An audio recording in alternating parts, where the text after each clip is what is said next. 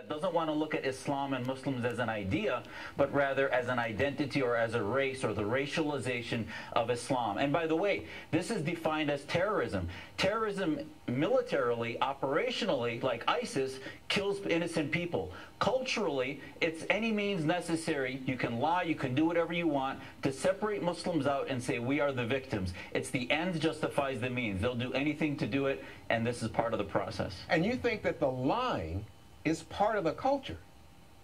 It's part of the Islamist culture, not as a Muslim, as a moral, faith-loving Muslim who believes in God. No, this is our problem. This is the pathology I'm trying to treat in our Muslim reform movement. But anyone who thinks that the theocrats of Islam, the Islamists, that this isn't part of the pathology is in deep denial. And the denial, Juan, is exaggerated by those who want to continue to bury us in grievances and victimization rather than telling our children that our legacy as Americans is that we're Americans first. Americans are not the them. We are the Americans, and they want to divide us versus them, and they do it through mockery, through videos, whatever it is, in order to separate us and our children out of society. We need to call this out, and the reason you're hearing more about it now is people are just fed up with it, and they're starting to report it. Police are starting to chase down facts better than they used to 5, 6 years ago. So I think it was happening before, but now we're just reporting on it better. And do you think, in fact, and we've heard some of these reports from places like the Southern Poverty Law Center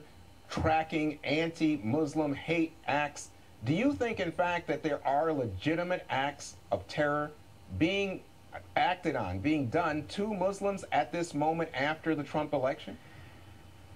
Well, not necessarily. There's been no demonstrable upticks of real acts of hate. There has certainly been some amount of bigotry that has existed, but any honest Muslim would recognize that there's actually 3 times more against the Jewish community. So there's bigotry out there. But the best way, Juan, as an American Muslim to deal with that and melt away the bigotry is for Americans not to see me grabbing onto the victim mindset, but rather to say that we need to show that we are the solution. We're going to own the problem, and that will melt away any bigotry that exists, for Americans to see us taking ownership and being the solution rather than fearing us and getting some rational fear of wondering, boy, what do we do? There's vehicles on streets that are mowing down people. How do we prevent this? If they're going to see something, say something, we can't make them fearful of us. We need to own the problem. One last quick question, Dr. Jasser. Both cases, the New York subway, Michigan, very young people, not seniors, young people. Why?